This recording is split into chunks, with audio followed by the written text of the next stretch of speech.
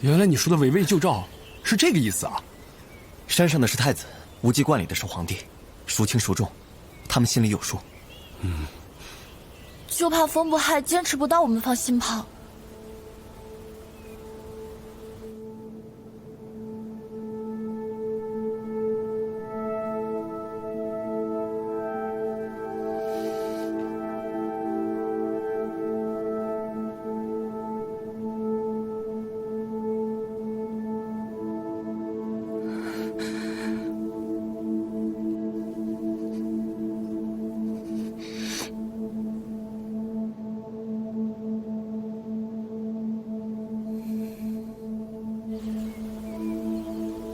他没那么容易死。你们之前应该听说过，我为了刺杀一个叛军头目，把自己埋在沙地里2天2夜的事。对，少爷在兵部翻开你的档册，确实看到过。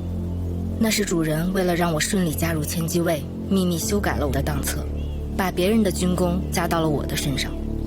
其实那个把自己埋在沙地里的人，不是我，而是风不害。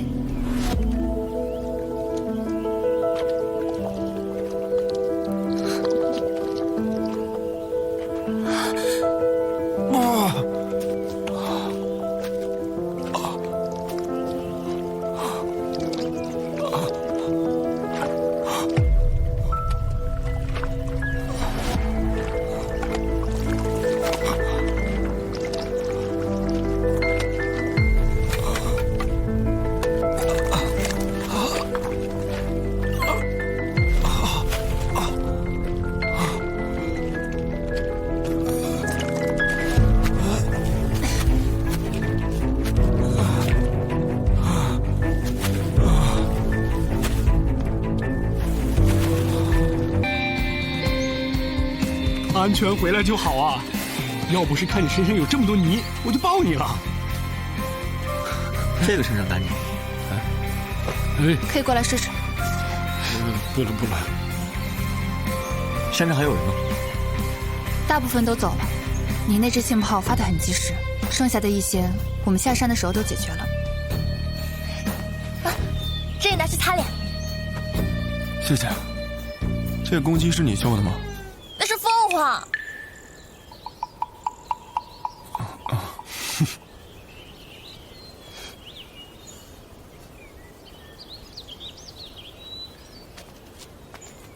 哎，我自己来。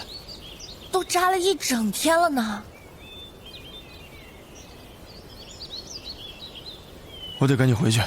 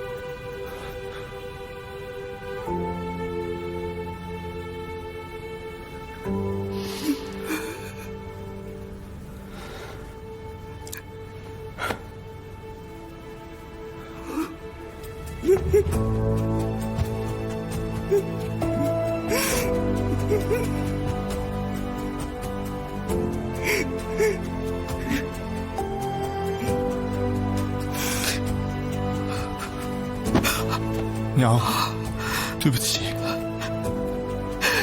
傻孩子，起来，起来。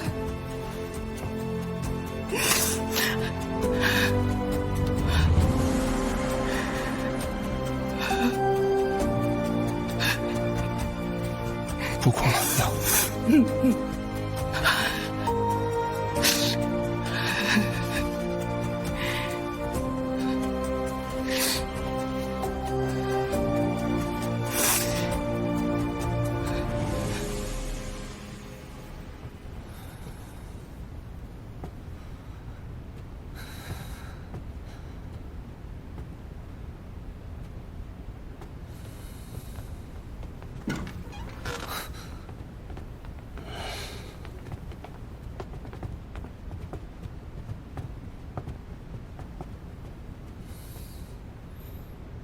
让他待在这里，安全吗？他一直在屋里就没出去过，能有什么事儿啊？除了道观里的人和我们，没有人认得他是太子。我这个太子对你们来说，应该也没什么价值了吧？从皇帝返老还童成功开始，你就已经没什么价值了。以皇帝现在的身体状况，还有数十年的活头，你都不一定活得过的。你的太子之位还有什么意义？与其这样，莫不如假你之手，先除掉荆南王，再将你处死，安抚荆南王的部下，多好的一箭双雕啊！难怪那些内卫提前在山下集结，就等着荆南王出事呢。不过皇帝怎么能确定杀死荆南王，他的部众一定会归顺，而不是造反，或者倒向百里渊？世事如棋，兵行险招。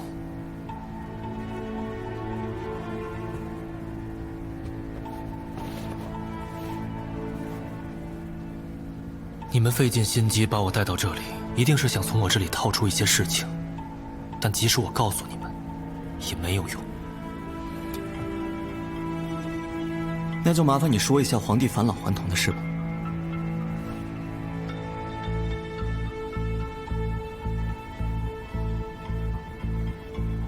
荆南王和百里渊平定叛乱，功高震主，我父皇对他们颇有忌惮。好在荆南王和百里渊逐渐形成相互制衡之势，这天下才能维持着表面上的太平。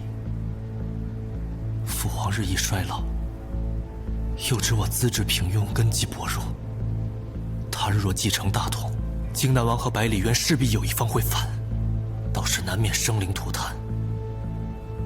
于是父皇让我遍寻天下奇人异士，希望能保他延年益寿，继续压制荆南王和百里渊。假以时日，再将他们铲除，可保天下太平。后来有一铁甲人出现，他在我们面前展示了一些秘法仙术，令人叹为观止。他声称，登州将会出现蜃景，他可以借此蜃景，帮助我父皇返老还童。于是我父皇便秘密来到登州，在无极观住下。不久，登州果然出现蜃景。我父皇也顺利返老还童，变成了一个少年。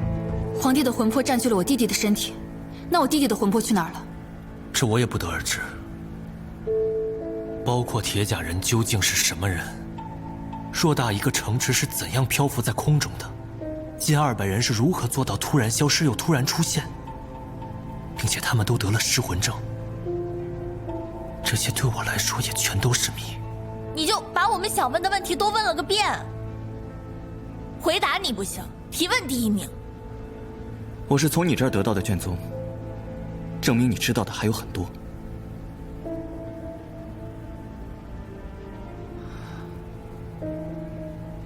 自从铁甲人出现，说能帮助我父皇返老还童时，我就对他有了戒心。登州出现蜃景，我想起母后说过，父皇曾在20多年前受过一次重伤，眼看回天乏术。高蒙殿突然出现蜃景，不久后他便转危为安。好奇之下，我开始着手调查当年高蒙殿有关的事情，查到有一个神秘机构在那次蜃景以后成立，叫邹无怨。我推测他应该和当年的蜃景有关，只是后来不知邹无怨为何突然解散，调查也难免举步维艰。后来登州出现慎情，我的人终于在皇宫密阁里找到了有关邹无怨的卷宗，我自此才获悉了一些有关当年高蒙殿慎情的秘密。邹无怨的长院是谁？邹无怨只属于我父皇，除了他，没人知道长院是谁。那些卷宗你们也都看过了，除了里面的内容，还有什么额外的收获吗？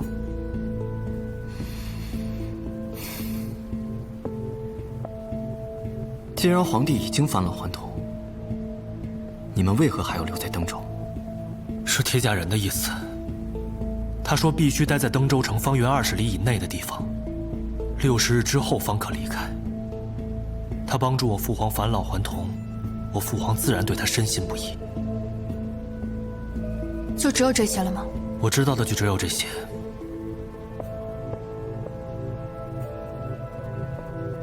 我如果知道更多的话，也不会沦落到这个地步。那你接下来是什么计划？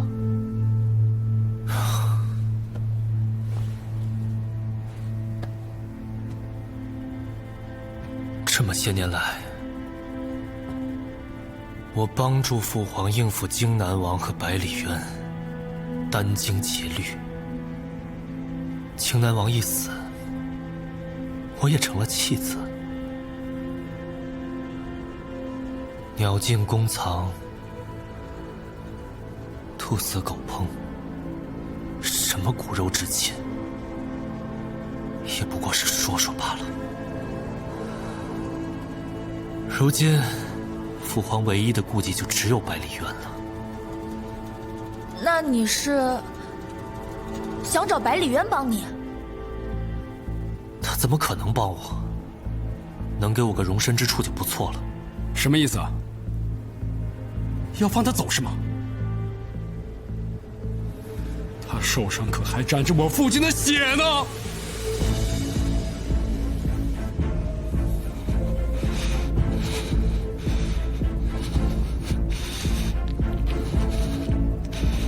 我那天只是为了救回父皇，无意伤任何人性命。你父亲的死是个意外，就像你们上次尝试挖地道进入慎境，我担心你们破坏我父皇的返老还童大计，派人过去监视，你们起了冲突，但他们没下死手，只是撤走了事。是因为我没有下格杀令。还有清风楼那次，我本可以杀了你们，但没有这么做。放了他们吧。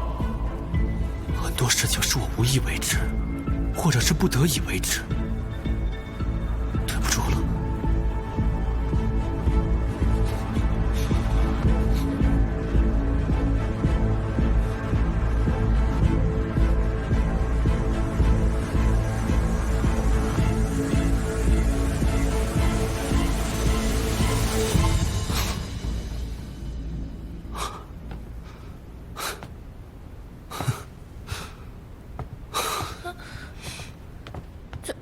这什么意思呀？杀也不是，放也不是，眼不见心不烦吧？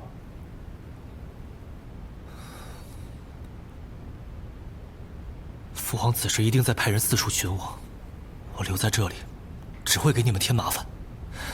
麻烦你们借我身衣服，以便乔装演行去陈州，投靠百里渊。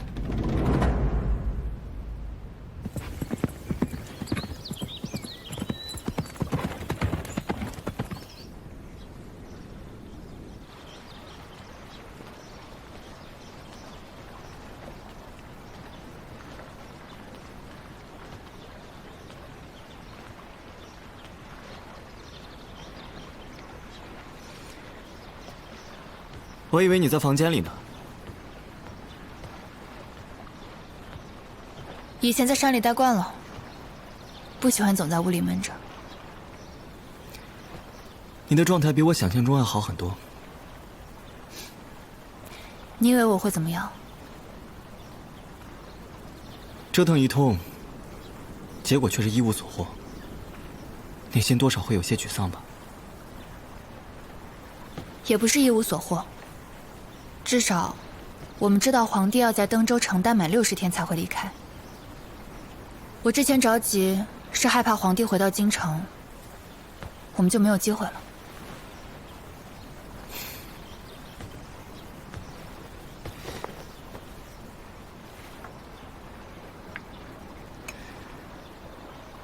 听芸娘说，你给一只狼治了伤。嗯。很少有人敢这么亲近狼的。我是被狼养大的。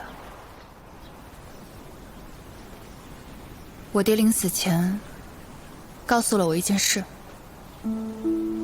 有一年他去山里打猎，居然在狼窝里发现了一个幼童，大约2岁，浑身脏兮兮的。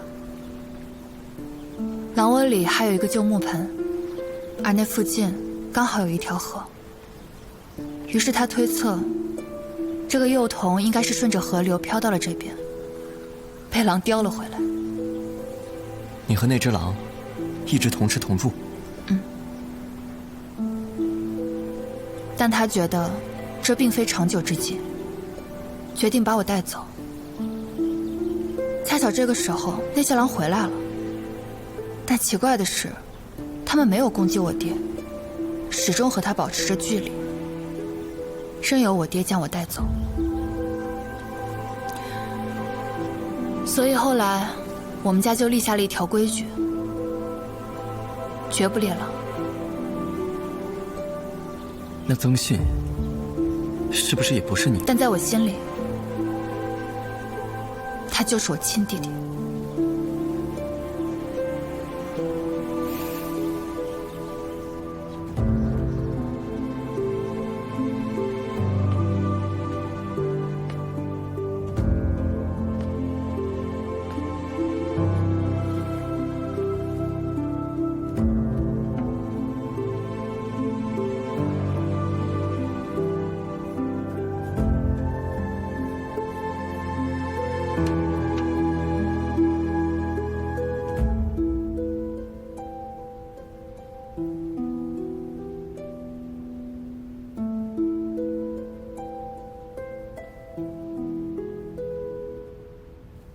不疼吧？好，慢一点啊。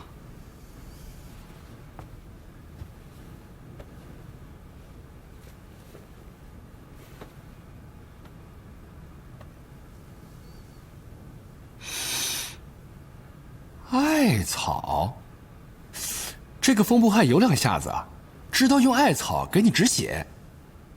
那不用换了。什么意思？他的药是药，我的药就不是药啊？我的药比他的好。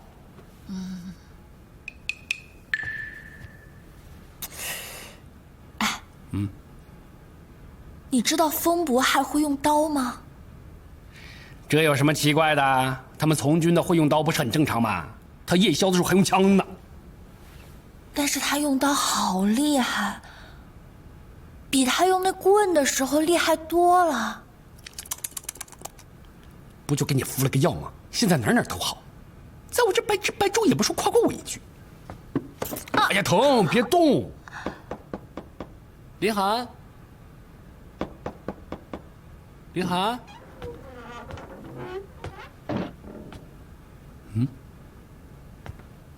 人呢？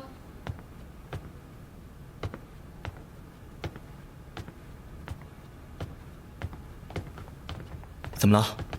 林寒不知道去哪儿了。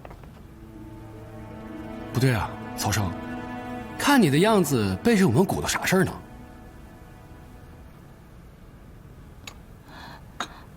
不害啊，再喝一碗吧。先不喝了。娘，你还是叫我观音吧，我听得惯。哎，观音。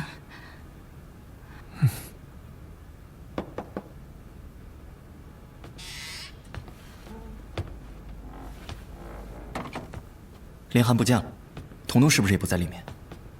他刚才说去买什么东西，看样子已经开始了。林寒说他会留下标记，你看得懂？嗯。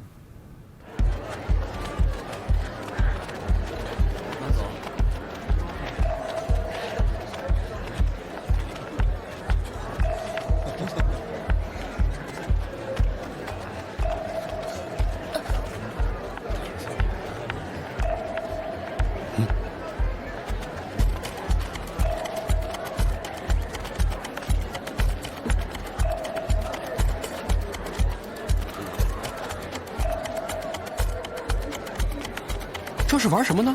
捉迷藏吗？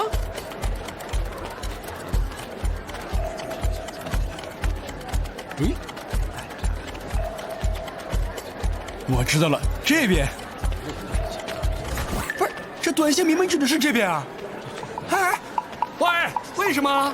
这明明短信指的是那边啊！标记有暗码，两正一反。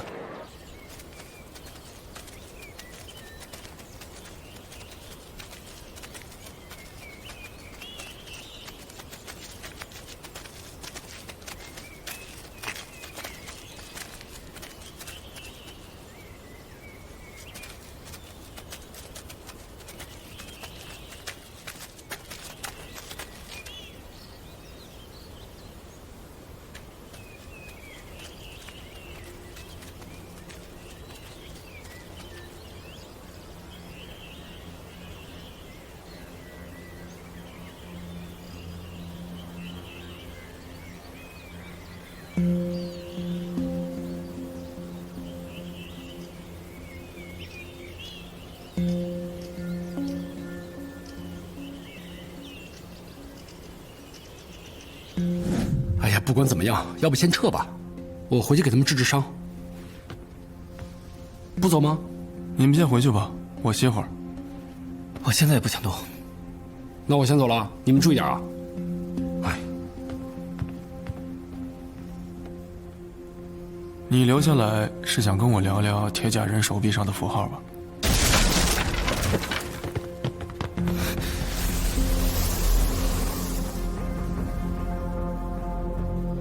跟我父亲手稿上的符号差不多。给你看样东西，这些都是彤彤画的。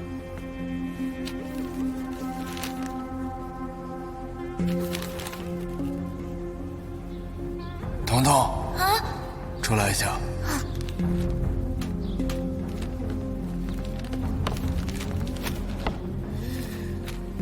他之前是不是看过我父亲的手稿啊？毕竟你之前拿回来过。应该不是，这是在我拿回来你手稿之前画的，而且他当时很明显不想让我看到他在画这些画。那就说明，他可能之前就认识这些符号。我想到一件事，我听芸娘说，当时太子带人来客栈里救曾信，同时把我房间里的卷宗也给带走了。那些卷宗跟我父亲的手稿当时放在一起，可是太子唯独没有拿我父亲的手稿。一开始我以为他们的目的只是为了找回卷宗，而不要那些手稿。可那些手稿原本是放在柜子里的，为什么会突然之间出现在垫子下面呢？原来还在呢。就算他们不要，或者说为了找卷宗而翻乱了屋子，也不应该把手稿放在垫子下面。只有一种可能，那就是在他们来找卷宗之前，就已经有人把手稿放在了垫子下面。柜子里只有卷宗，他们找到卷宗直接就拿走了，因为他们就冲这个来的，所以才没有看到我父亲的手稿。那会是谁把这些手稿放到垫子下面的？在他们来我房间之前，只有一个人在我房间里待过。彤彤，可是现在这个情况，把他留在家也不安全。我把东西放一下。我跟叔叔有点事儿，你先去他屋里等着。屋里的人去哪儿了？刚看到东家和他们去后院了。彤彤，走。他当时表现很慌张，我以为是你突然之间开门把他吓着了。现在想来，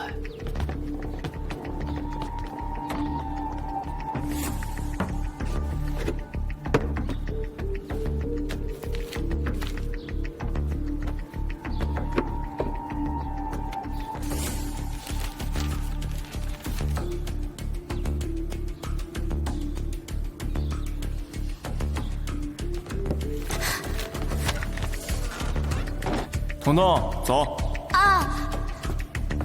在那之前，彤彤跟吉婶买完菜回来的时候，我们刚好在收拾手稿。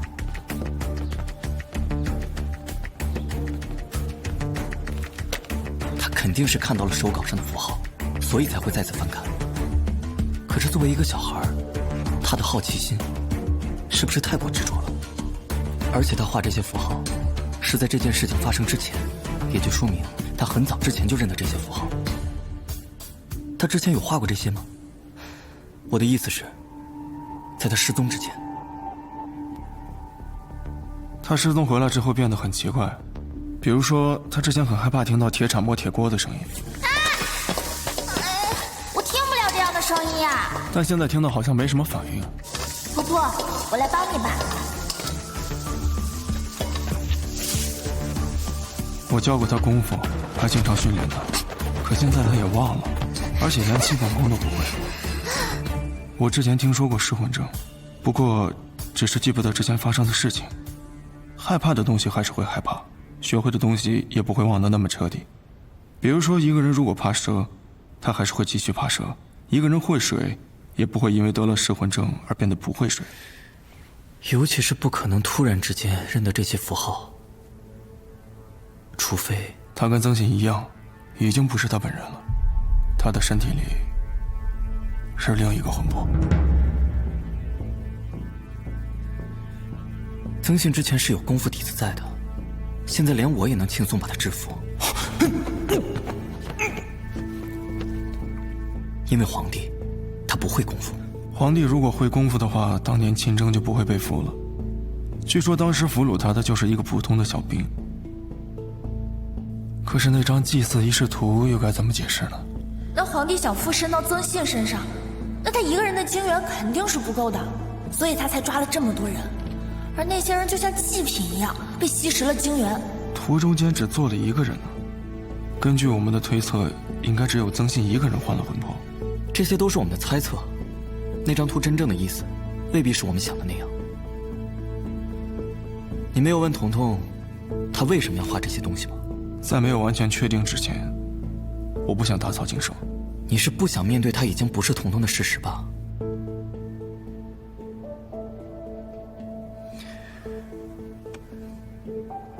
我父亲、彤彤，还有铁甲人都认得这些符号，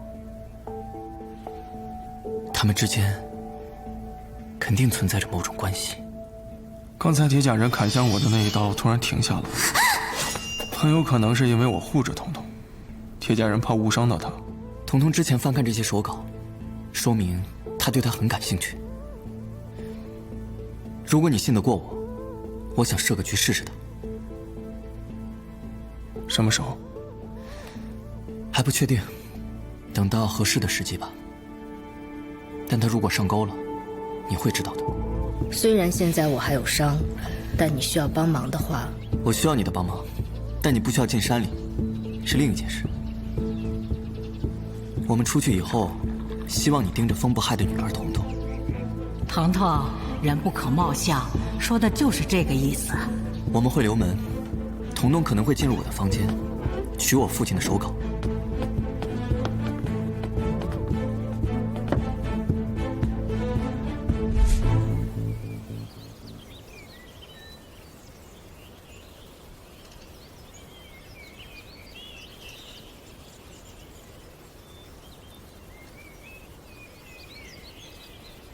他怎么在这儿啊？在等什么呢？别说话。嘘。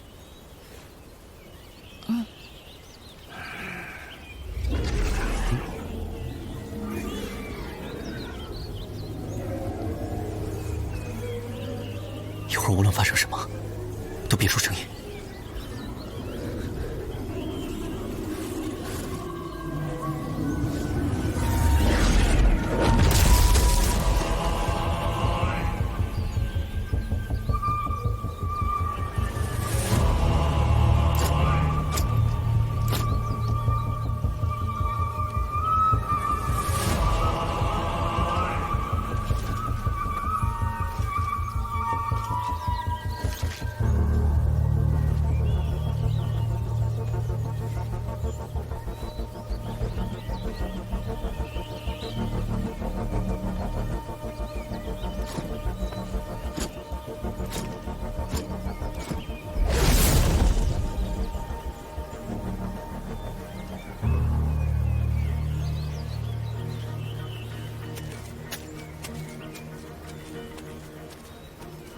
我们这么多人跟着他，很容易暴露的。哦，我去跟吧，注意我留下的标记。你一早就知道彤彤有问题？也没多早，而且我不确定。谁能跟我说一下到底发生了什么事吗？边走边说吧。啊？那照你所说，那彤彤也不是彤彤了吗？那进入他身体那个魂魄肯定不简单，居然能看懂那些符号。而且看他和铁甲怪人的关系好像也不一般。所以彤彤失魂症是装的。还有其他的人，所有失踪的人，他们的失魂症是不是都是伪装的？啊？将近200人，全都换了魂魄啊？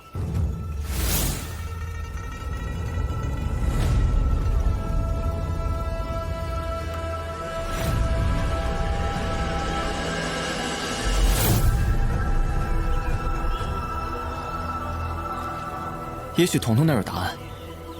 他拿我父亲的手稿和铁甲人交换了几样东西，就看他拿那几样东西做什么。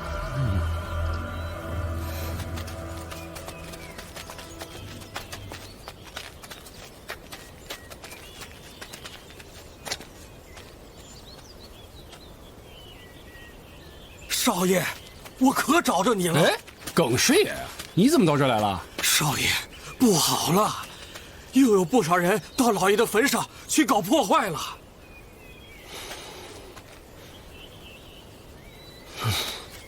去看看。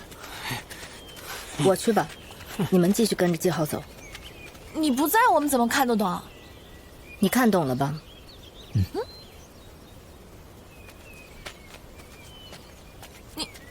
这么快就看明白了，少爷？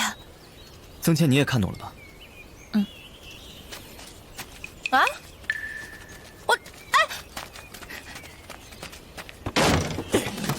我你今天活该你死！真的快！你们都住手！都是厉害的，走开！离他远点儿！你们离他远点儿！爹是个走开！你不能！你们说什么？有种你们再说一遍！再说一遍！杀人凶手！走啊！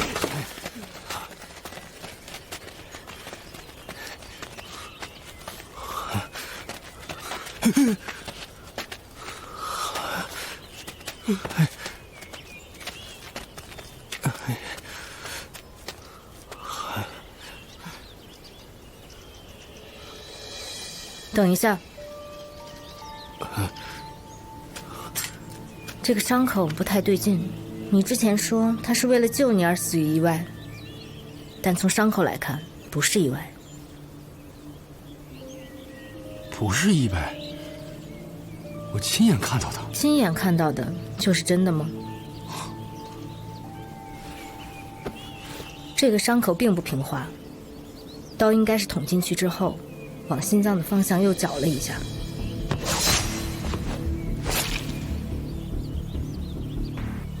很明显是蓄意为之，怎么可能是意外？这种伪装成意外的暗杀手法，在千机卫和皇城司里并不少见。我那天只是为了救回父皇，无意伤任何人性命。你父亲的死是个意外。那些人是太子带来的，那就意味着是太子要杀我爹，而且伪装成意外的假象。但太子为什么要这么做？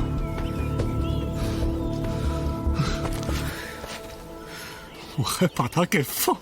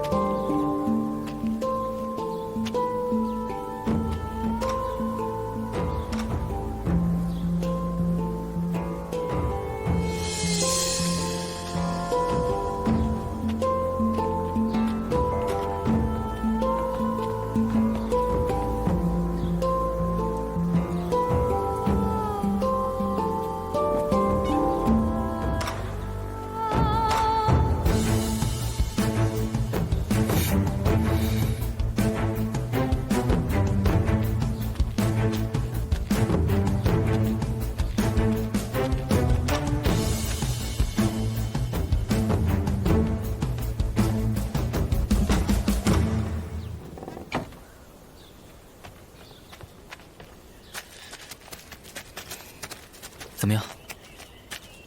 从东进了这个废弃的宅子里，里屋的人应该跟他认识。院子里藏着4个护卫，像是有点身手。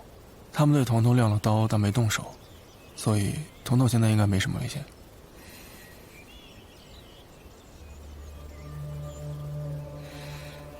那辆马车，但我知道主人有一辆马车，他秘密驾驶，长期随行，从不更换。如果想找到更多他的遗物，也许车上有。那辆马车现在在哪？主人决定来登州时，把那辆马车交给了2个亲信，他们会把马车带到他该去的地方。听林寒说，你父亲有一辆秘密随行的马车，由他的亲信驾驶，不知道是不是这辆。如果是的话，那这个车夫应该已经死了，地上有滩血迹。现在得知道里面的人到底是谁，以及彤彤为什么能找到这里。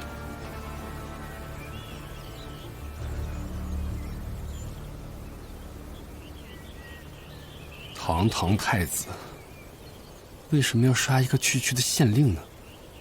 而且还要伪装成意外的假象。这里面一定有隐情。师爷，我爹最近有没有做过一些反常的事啊？反常？那就是做事儿认真起来了。起初登州的百姓陆续失踪，老爷急得那是焦头烂额呀。等那些人回来之后，他也没闲下来，还在调查一户人家失踪的案子。失踪案？这不最近，又一个案子，河边唱戏的那家，一家好几口人突然间就失踪不见了，可能跟无极观有关。是那个唱戏的吗？你知道？上次我爹跟我喝酒，他提起过，说那一家人失踪到现在还没有回来，而且怀疑跟无极观有关。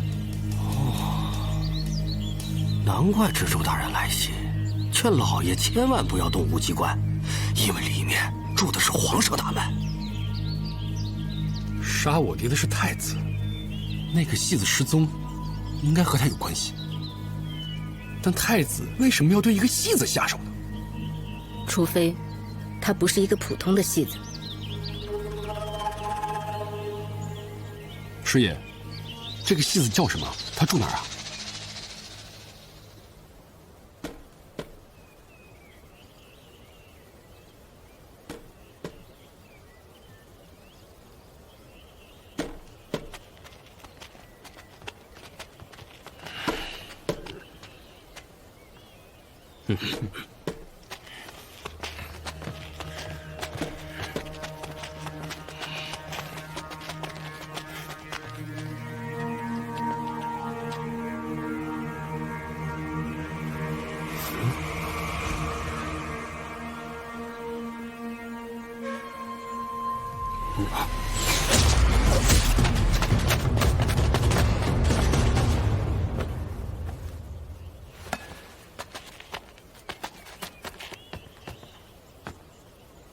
没想到你来的还挺快。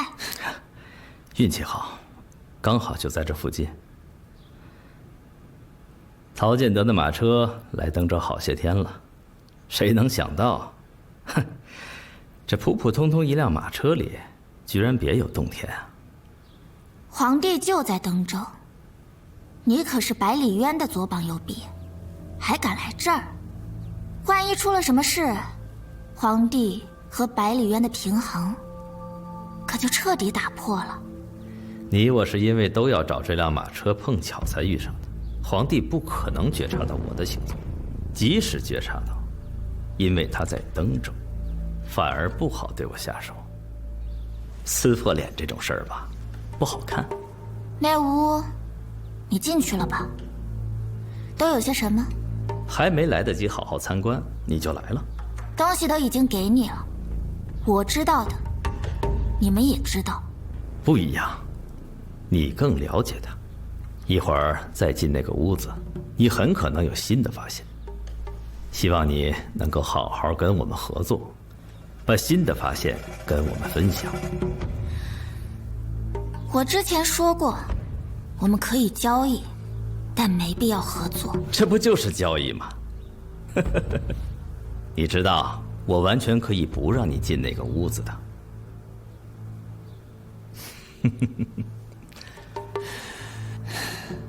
为了我们的合作更愉快，我先拿出我的诚意。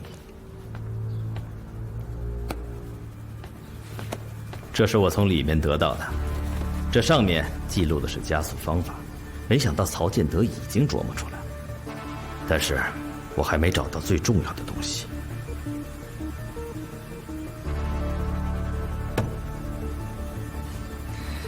对你来说，最重要的东西应该是矿石吧？所以说，得需要你的帮忙。我的诚意已经拿出来了，接下来就看你的诚意了。一会儿从那儿出来，无论有没有新发现，都跟我们走吧。我的60天期限还没有到，根本没法离开登州。这简单，我这儿呢有个小东西，可以帮你解决这个问题。如果你愿意的话，今天就可以跟我走。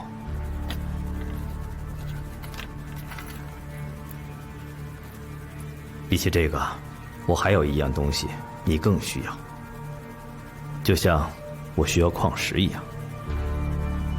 你今天可以不跟我走，但你要考虑清楚，人可以等时间，但时间不等人。你知道怎么联络我？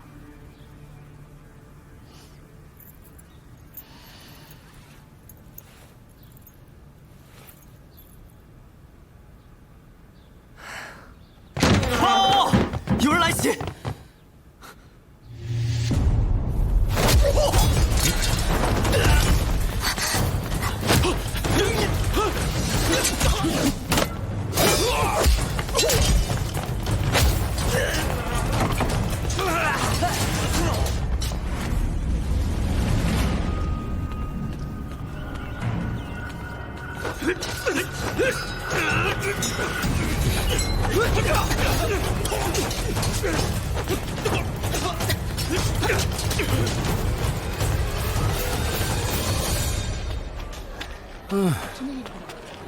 这个地方我也不太熟，要不这样吧，我们各自分开去打听一下这郭侯家的具体位置。哎，李涵，跟你说个事儿啊，就是一会儿打听事儿的时候吧，你态度稍微好点，别总绷着个脸，像个石头一样。就算人知道也不愿意告诉你。你看，就这个表情。不过话说回来，好像我跟你认识这么久，还没见你笑过呢。有什么值得笑的吗？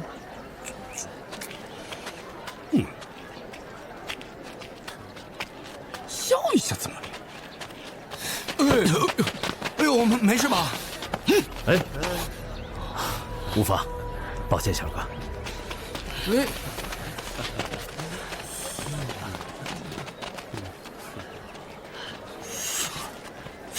怎么了？没什么。打听到了，河对面那个小村。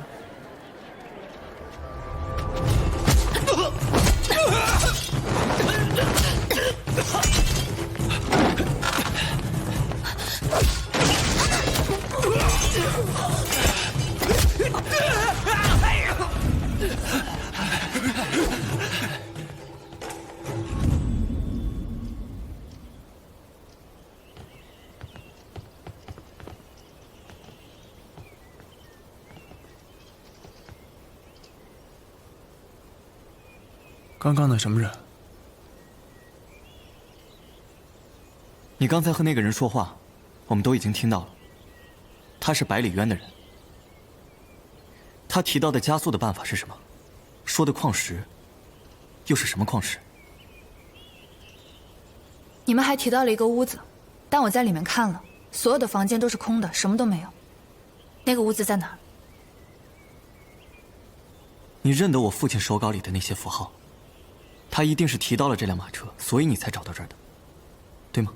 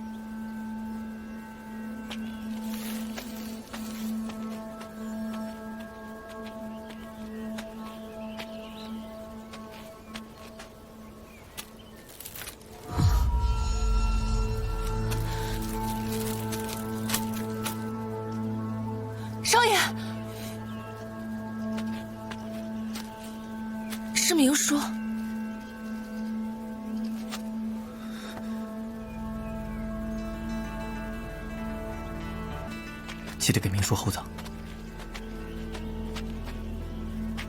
刚才童童和那人说的话你也听见了，这辆马车好像别有洞天，但我刚才检查了一番，也没有发现什么玄机。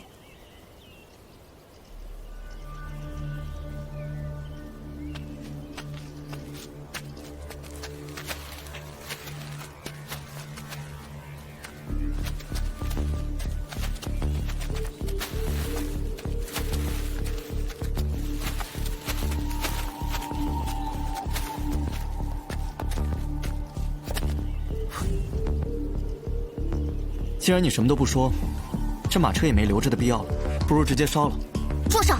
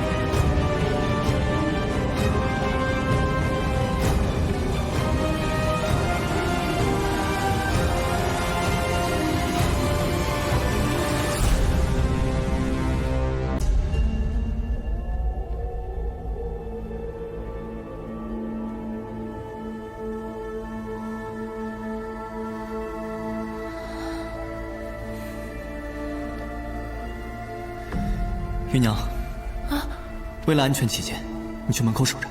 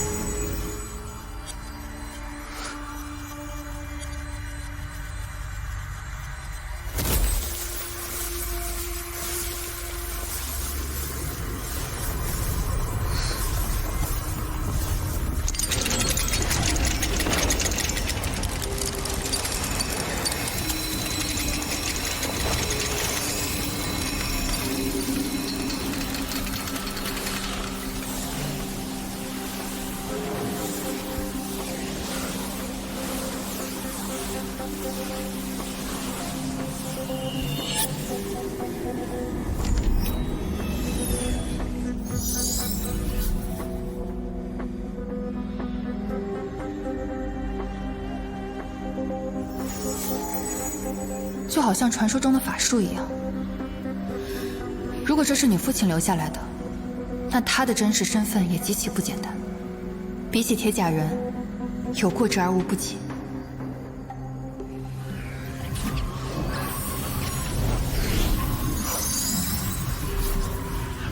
景约20年至36年，入主神殿。神殿是什么意思？看我干嘛？好像我知道似的。这是你爹留下来的。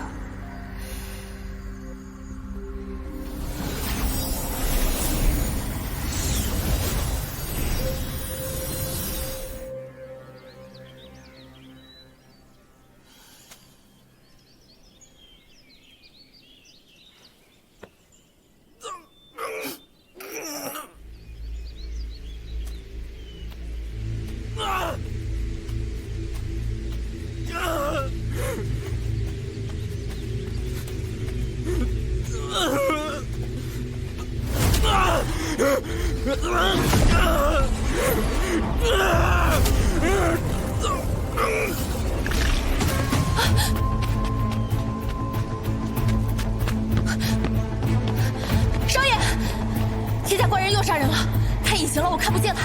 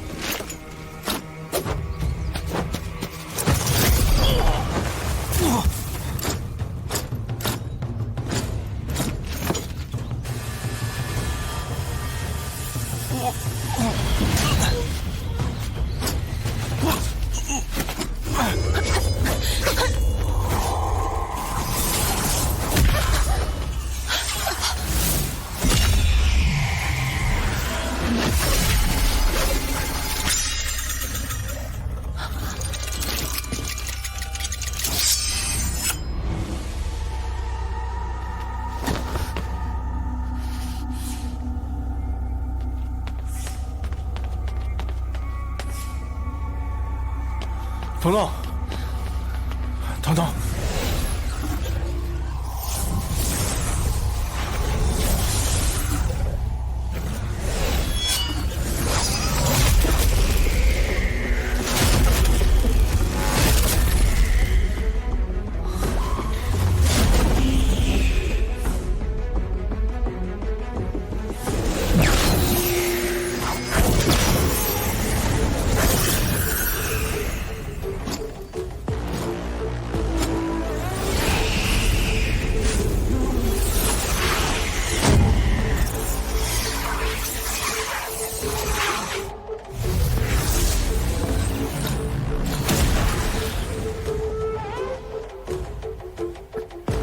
接受。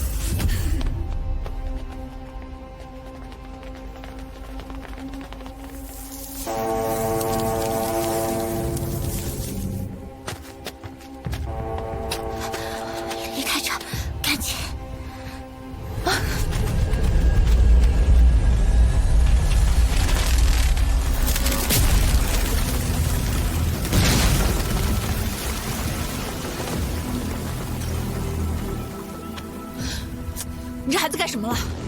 我说你最后怎么还鼓捣几下呢？铁甲人不见了，他应该去追那个东西了。之前我们以为那些人都是铁甲人杀的，还会隐形，现在看来，真正的凶手是那个看不见的东西。特别之处，他就是个唱戏的。这根手指还断了一截，唱戏的时候得戴个指套，因为是金色的，大家都叫他金手指。哎，当然了，有时候金子也没有银子好使。歇着。不是跟你说了，别老板着个脸啊！我之前听说你以前也老爱给别人银子，只是给了别人银子，人家还骂你。你说的是我在大街上折腾老百姓的事儿吧？看来我真是一点好名声都没有哦。我刚才以为你真会给他一拳呢。哼，这人混不能混一辈子吧？我爹临死前也想做个好官，可惜呀，没机会了。我相信他最后啊，也不希望我像他那样吧。这怎么进去啊？嘿！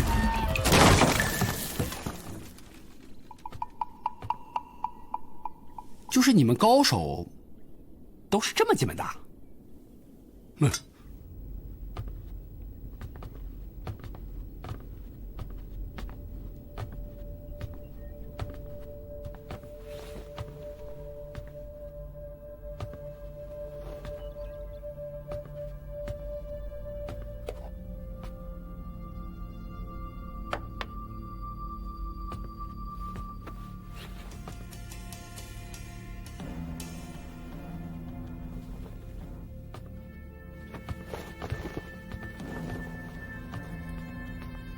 屋里整整齐齐的，这也没什么线索呀。要在这里找线索，得找一个人帮忙。曹生啊，曾倩，他不就是个打猎的吗？哦，捉刀人。你别忘了，他差点抓住叶宵。哦。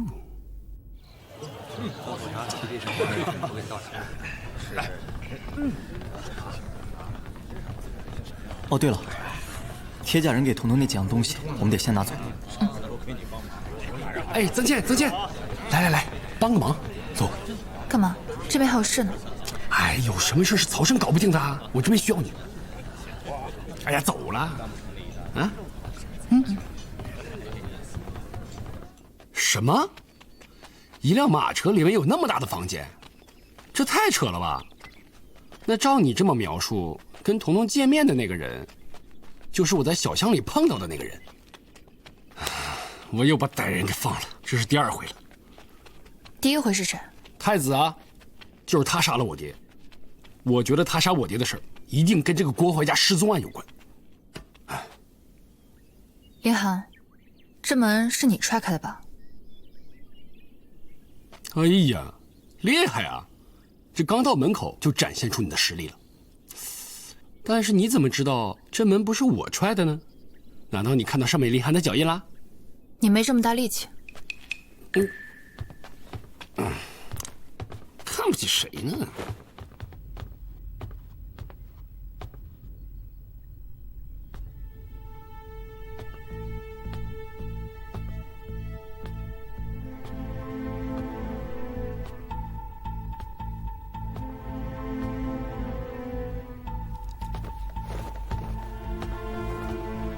怎么样？这转了一圈了，有什么发现吗？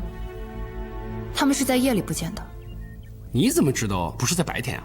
来的路上你们跟我说过，郭家老大是做招食的，一般做这种买卖都是晚上发面，第2天用。但这有一盆发过头的面，这说明他们晚上发的面还没来得及用，就被人抓走了。他们是被人抓走的？夜里基本上都在睡觉。如果有什么事急着出去，床铺被褥也一定是散乱的。但他们家的床铺被褥未免也叠得太整齐，明显是有人想要消除痕迹，但有些画蛇添足了。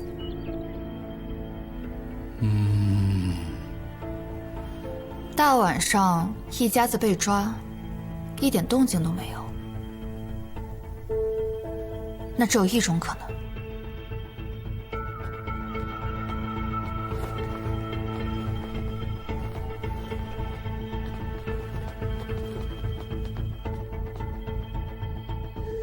这本来破了个洞，但是被补上了。破了个洞？哎，还真是哎，不仔细看看不出来。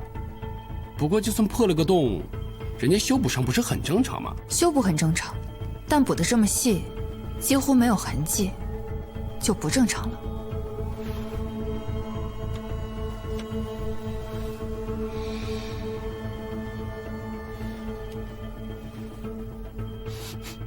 果然是迷香，这家人是被人迷晕，然后再带走的。迷香？哎，我听说过一些采花大盗会趁半夜在别人熟睡的时候，用竹筒捅破窗户纸，把迷香吹进去。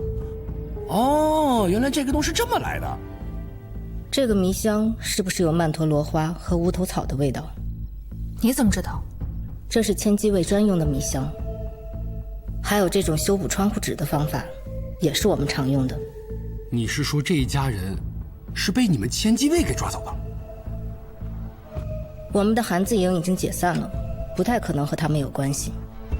千机卫分6司36营，可能有其他千机卫来到登州。千机卫只负责捉拿朝廷要犯，为什么会对这一家子下手？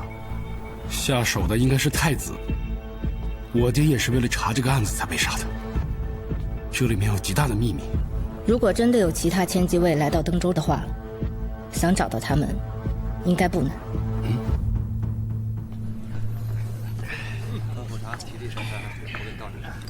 不，凌寒，我有件事想跟你单独聊聊。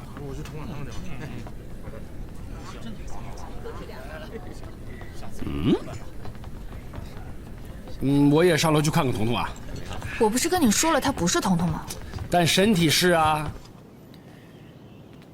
上次你提到父亲让你把他押解到登州，他把一辆马车交给了2个亲信，那2个人是叫曹明跟曹福吗？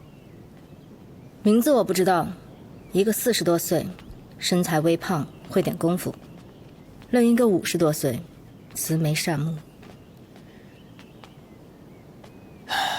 那就是明叔跟福伯。明叔把车带来了登州，今天被人杀了。他身上的银票都是在茂州兑换的，我猜测福伯应该也在那儿。需要我把他接过来吗？不用，这件事情可以交给其他人去做，我会安排。我想到了一些事情，想当面问问他。对了，你那些千机卫兄弟的事，我已经听说了，他们动静闹得挺大的。沈辉荣你的那块金牌，找的是包哥，你的金牌来之不易，荣了可惜了。还有，这10万两银票分给你那些弟兄们吧。这钱我不能收，虽然他们很难，但一码归一码。他们落到现在这样的地步，跟我父亲有直接的关系。而且这个钱本来就是他留下来的，就当做我替他表下心意吧。有了这些钱，足够他们家人一辈子吃穿用度，他们就不用再铤而走险了。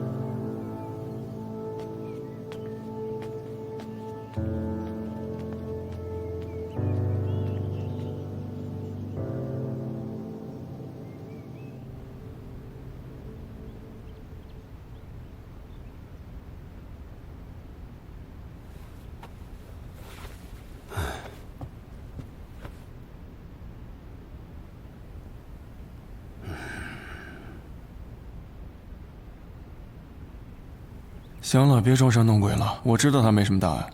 跟你开个玩笑吧，还戳破我，难怪你这个人没什么朋友。你有吗？从现在起啊，我的朋友又少了一个哦，我去煎药啊。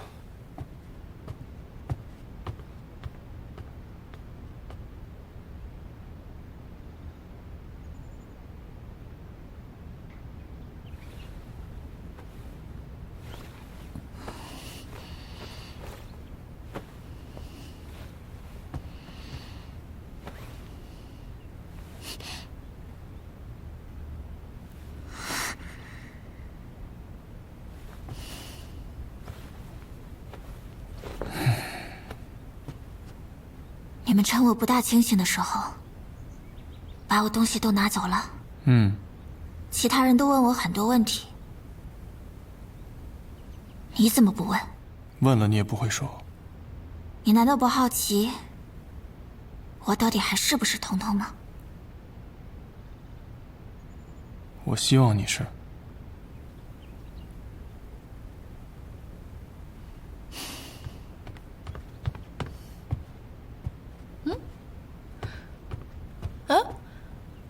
少爷果然把彤彤的东西都拿来了。他拿那些手稿和铁甲人换了这些东西，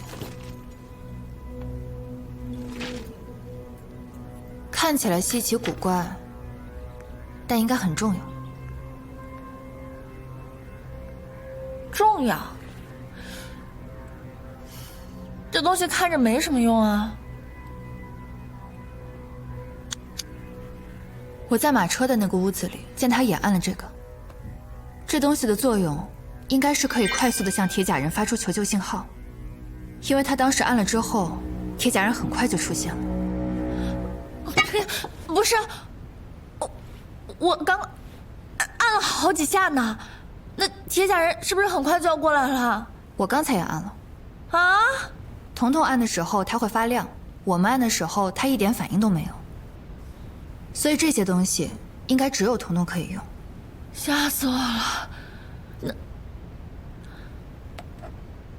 这东西他还认主呢？照这上面的去抓药。哦，把3碗水熬成1碗水，熬好了立马送上来给那个小女孩。好，去吧，记住小火熬啊。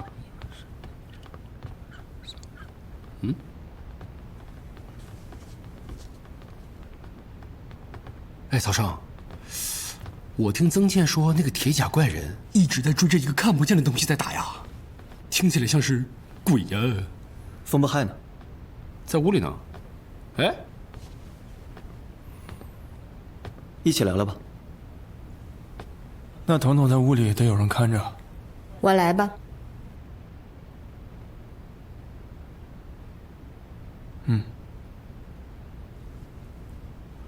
那个看不见的，到底是不是鬼啊？他是鬼，那铁甲怪人是什么？抓鬼贴尸啊？铁甲怪人是怪物，顶多算是抓鬼怪物。铁甲人是不是怪物我不清楚，但那个看不见的肯定是怪物，太诡异了。照这么来看，之前死的那些人，都是被这个怪物所杀的，而那个铁甲人反而是在保护他。他之前可能一直在追踪那个怪物，所以每次就会出现在案发现场。上次我带彤彤逃跑的时候，身后先是出现一道蓝光，然后铁甲人就出现了。当时传家宝一直亮着，而那怪物又看不到，所以让我误以为传家宝感应到的是铁甲人。现在看来，追我们的应该是那个怪物，传家宝感应到的是他。这也就解释了为什么后来铁甲人出现的时候，传家宝没有亮，也解释了为什么铁甲人要抢我的传家宝，因为他能感应到怪物。但是他怎么知道我传家宝的作用呢？哎，我发现除了我以外，好像任何人都比我了解我的传家宝啊。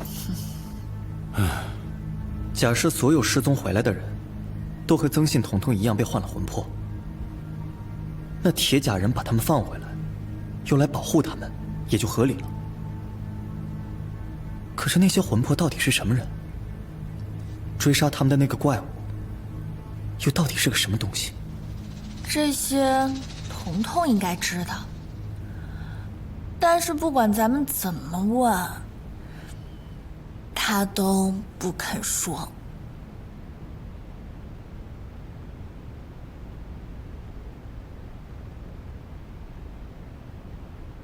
他的魂魄可能不是彤彤，但身体是，谁也不能动的。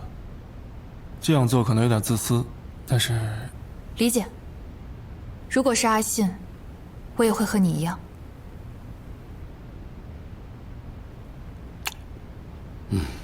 那现在怎么办啊？失踪回来的人，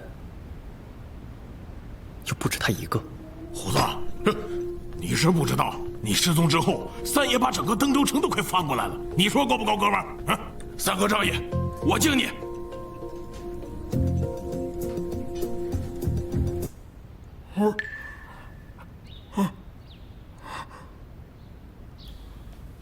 尽管放开手脚弄他，后院已经清空了。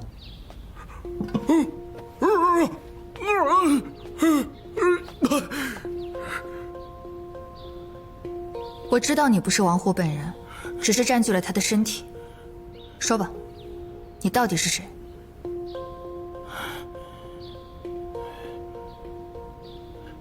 我不知道你们在说什么，我就是王虎本人。你们是不是癔症了啊？哎，我真的不知道你们是啥意思啊！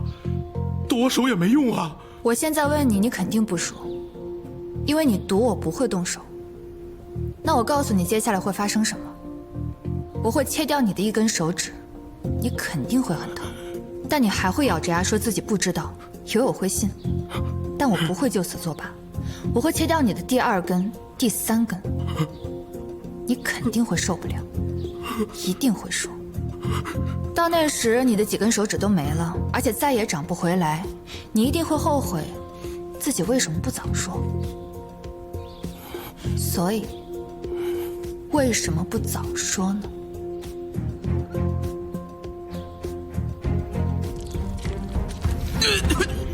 我说，我确实不是王虎。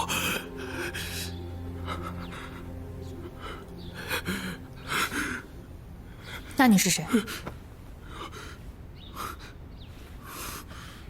我来自一个很远很远的地方。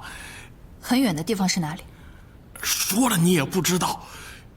我们和你们不是一方天地的人，我们来自另一方天地。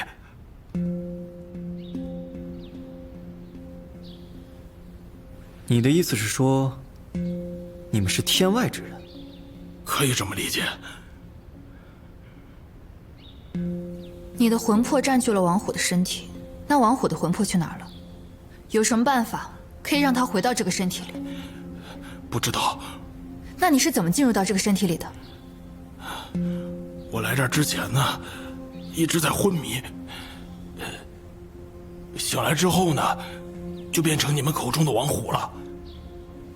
什么也不知道，留着你也没用。你们杀了我也没用啊！要想知道的更多，就得去找一个人。谁？在哪儿？在哪儿我不知道，但我知道他穿了一身奇异的盔甲，比我们先到了这儿，负责接应我们。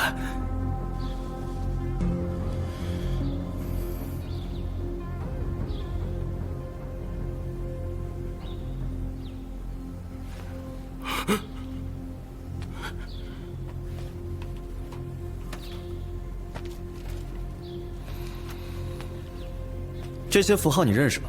上面是什么意思？不认识。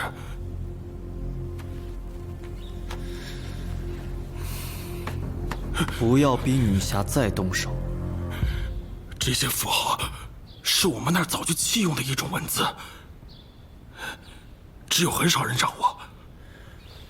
说吧，什么人知道？一些贱民，还有一些有学问的人。登州现在有很多像你这样的天外之人，你去给我找一个认得这些符号的。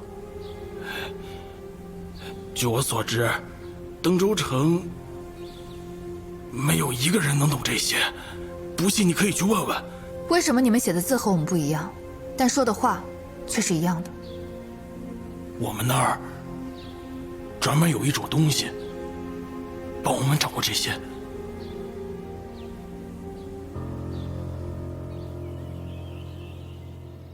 我们也抓回来几个人，但是结果和你们一样，没问出什么有用的。他们说他们来自天外，难不成住在天上啊？这里的天外应该指的不是我们平时看到的天，四方上下曰宇，古往今来曰宙。他们说的天地之外，应该是宇宙之外。那到底是什么样子的，我们谁也不知道。就好像传说中的仙界，神仙。神仙？哎呀，我们抓的那个连话还没问呢，就吓尿了，哪有这样的神仙啊？这些天外之人可能和我们一样，也有强者弱者之分。那照你这么说，那彤彤和铁甲人就算是强者喽？曹胜，你爹是不是也是天外之人呐？那你不就是天外之人的儿子了吗？难怪你跟一般人不一样啊！那你说说，我们少爷哪儿不一样了？他聪明啊，他还有那个他的病啊。我就知道你要说这个，闭嘴！少爷，让他自己待会儿吧。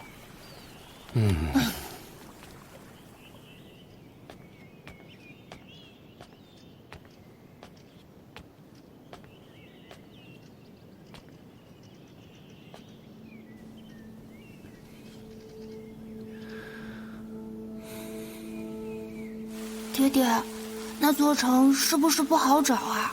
我们会找到的。我问了我所有认识的人，他们都没生过我这种病。那，你只是跟他们不一样而已。为什么我跟他们不一样？那为什么要跟他们一样呢？你所有的疑惑，将来都会有答案的。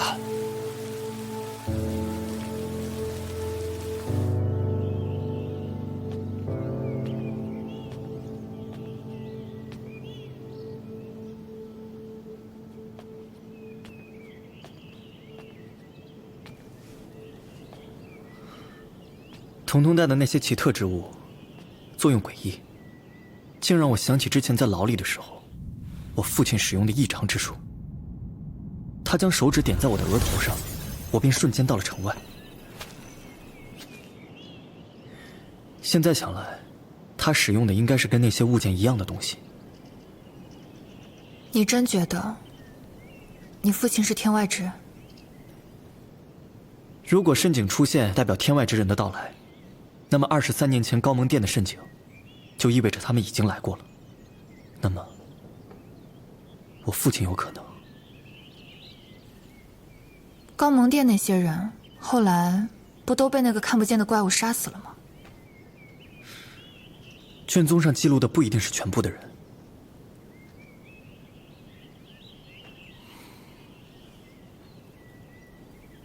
你今年多少岁？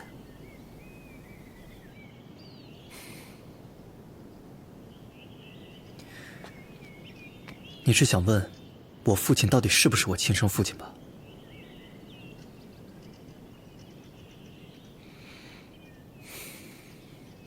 不管他是什么人，你清楚自己是谁更重要。是啊，其实你的过往比我的更复杂。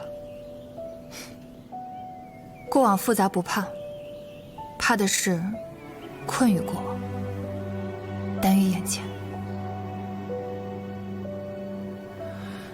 可是过往跟眼前往往是分不开的呀。分不开，但是可以理清楚。理清楚。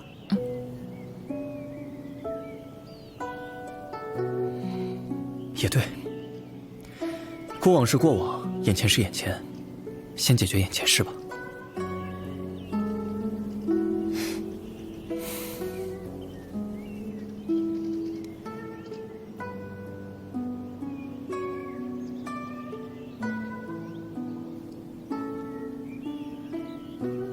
我想到了个办法。看来要解开所有的谜团，关键还在于铁甲怪人。彤彤也很关键呢。所有失踪回来的人，他是唯一一个和铁甲怪人有联系的。那我们能不能不伤害彤彤的身体，逼他说出真相？这下好了，2个关键人物，一个可以打但打不过，一个打得过但不可以打。哎，其实还有一个突破口。啊？曾信，他现在在无极观里呢，先别说咱们能不能再次把他救出来，就算把他救出来了，咱们能动他吗？不得先问问他呀。皇帝的魂魄之所以占据曾信的身体，是因为皇帝之前的身体难以为继。那如果曾信的身体也不能使用了呢？我们先抓住曾信，然后给他的身体下毒，让他的身体也难以继续使用，以此来逼迫皇帝的魂魄离开曾信的身体。只要皇帝肯这么做，我们就有机会了解换魂魄的方式以及过程。到时候我们再给曾信的身体解毒，再用同样的办法把曾信的魂魄给换回来。当然，这个方式也可以用到童童的身上。童童和曾信最大的不同是他们的身份，曾信现在是皇帝，他比任何人都惜命。不过经过我们上次的事儿，想再次进入无极观，怕是不太可能了吧？不然咱们也不至于冒险劫持太子啊。之前我说过，无极观不宜强攻，只能巧取。上次我们取巧于轻巧宫，之后一直没有机会。现在机会来了，我们可以取巧于童童。什么意思啊？就算我们能进到无极观，皇帝身边现在可是有铁甲人呐。但如果铁甲人不在了呢？这就需要风不害和曾倩一起演出戏了。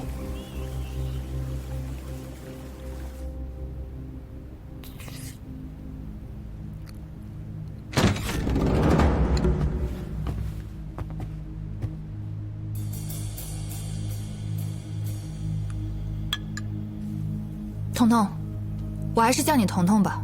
虽然不知道你是谁，但是跟我走一趟。去哪儿？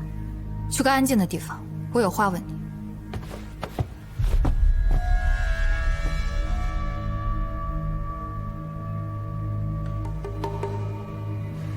曹叔这主意还不错。坏了，林寒还在屋里，我没告诉他。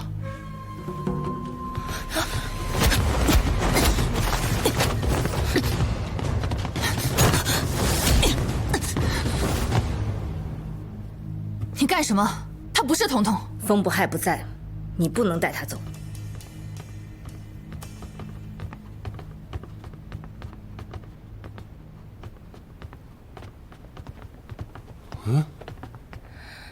把他交给我，我有办法让他说实话，不光是为了我弟，也是为了你真正的女儿。我知道你用什么办法，如果用同样的办法对付你弟，你会怎么样？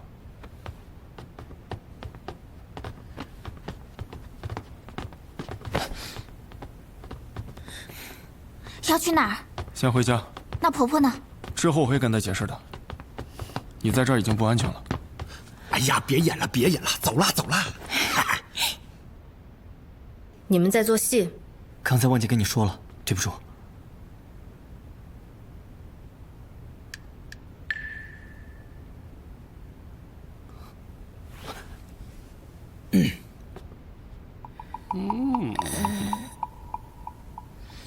你刚才应该知道林寒不知道我们的计划吧？知道，但我觉得这样反而更真实。好，计划已经开始了。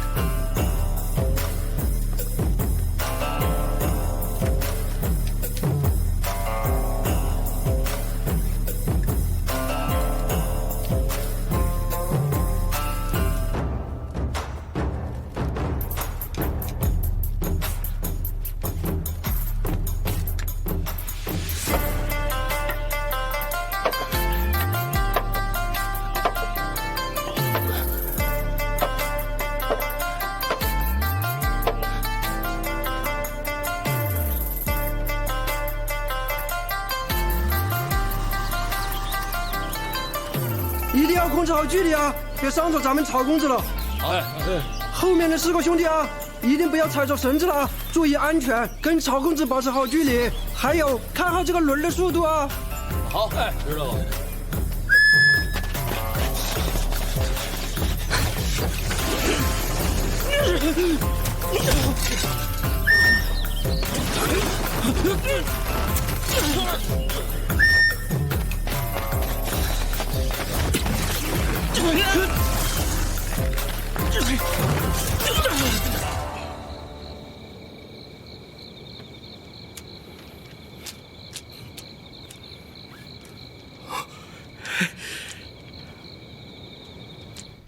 钥匙交给你了。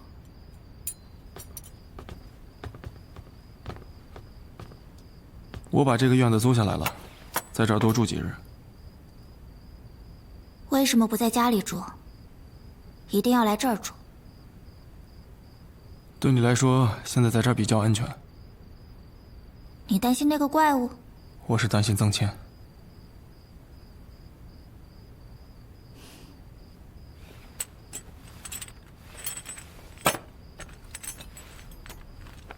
现在我把你这些东西都摆在桌子上，但你别想拿，你快不过我。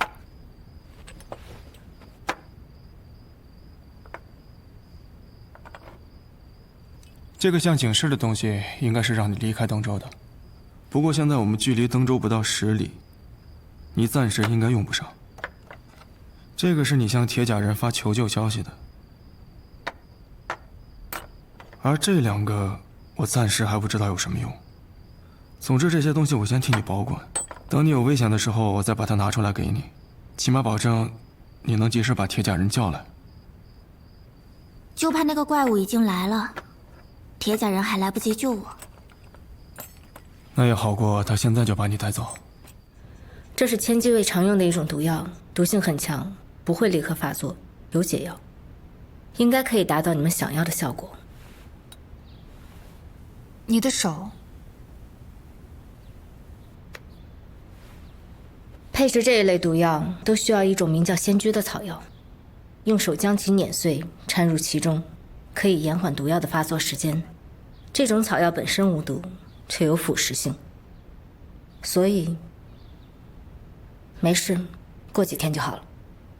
为什么一定要用手碾碎呢？因为手上的温度刚好可以激发它的药性，器具无法代替。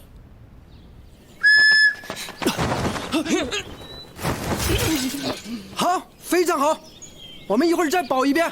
报告，你的这些兄弟够专业的呀。那当然，要的就是专业嘛。要知道他们以前都是练杂耍的。那他们现在怎么都……现在都跟着我了。不过跟着我没有什么不好的，他们在海边都有自己的宅院呢。夜宵劫富济贫，记得不会是像你们这种贫吧？你这话说的，我们都有手有脚的，完全可以凭自己的本事去要饭嘛。哎，说正事啊，你不用担心这些绳子显眼儿。你的计划不在晚上吗？到时候呀，我们把这些绳子都涂成黑色，拽绳的这几个兄弟啊，也会让他们穿着黑色的衣服，再稍微离远一点，飞起来保证和真的一样一样的。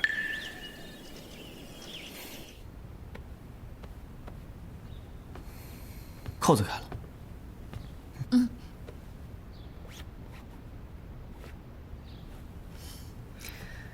别皱着眉头了啊！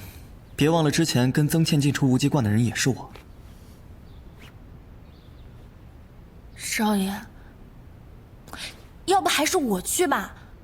你看，好歹我还会功夫呢。你练那个木桩子，我也练了。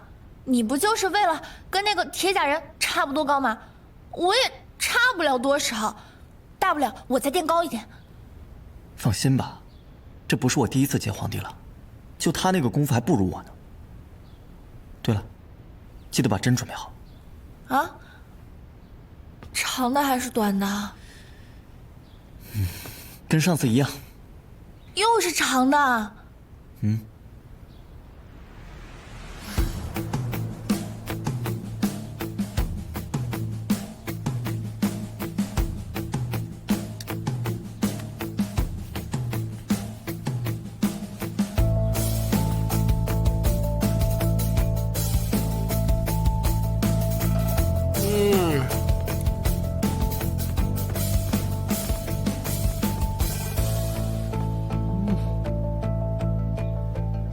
还是挺像的吧？进。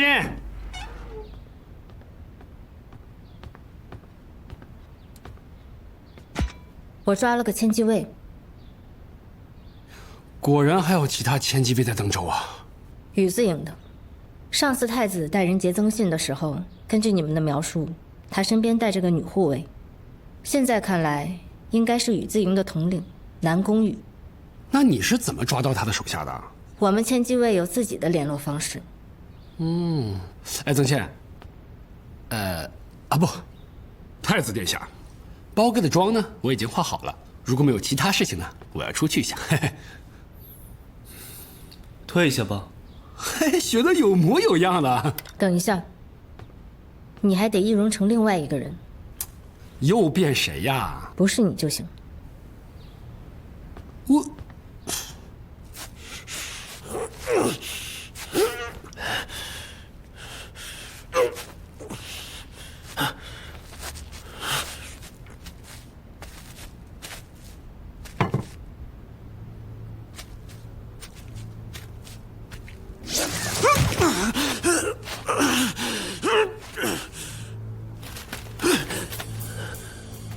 唱戏的那家人，是不是你们抓的？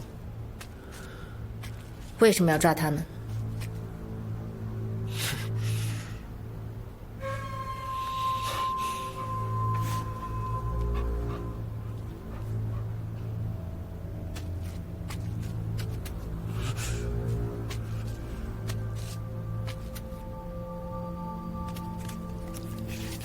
都是自己人。我知道对你用刑没用，给你点时间考虑。等狗吃完这张饼，你还是不说的话，我就杀了你。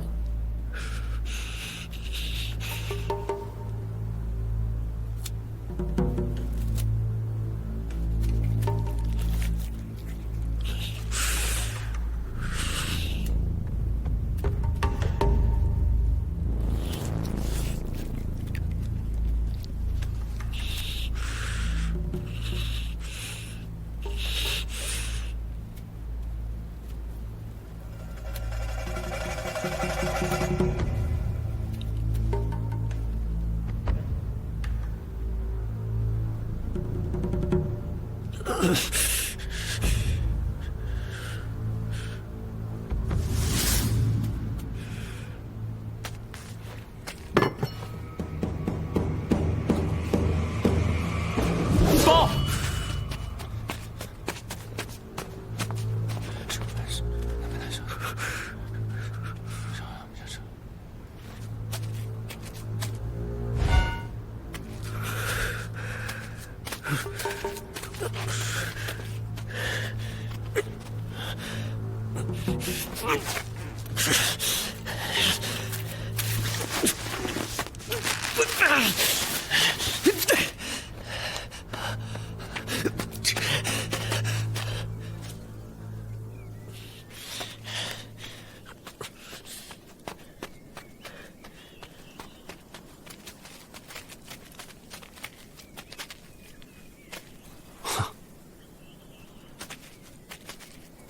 艾凌寒，我是感觉我好像不用易容也可以吧？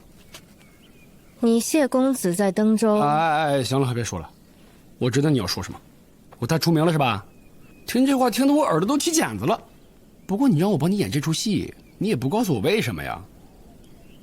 对千机卫用刑没用，只能用计。刚才那出戏会让他以为我们已经掌握了郭淮一家的行踪，他回去之后会上报。如果郭淮一家真的在雨字营手上，他们自然会派人去转移。我明面上放人，实则投石问路，他会把我们带到该去的地方。我先跟着你，按我记号走。啊，都跑了这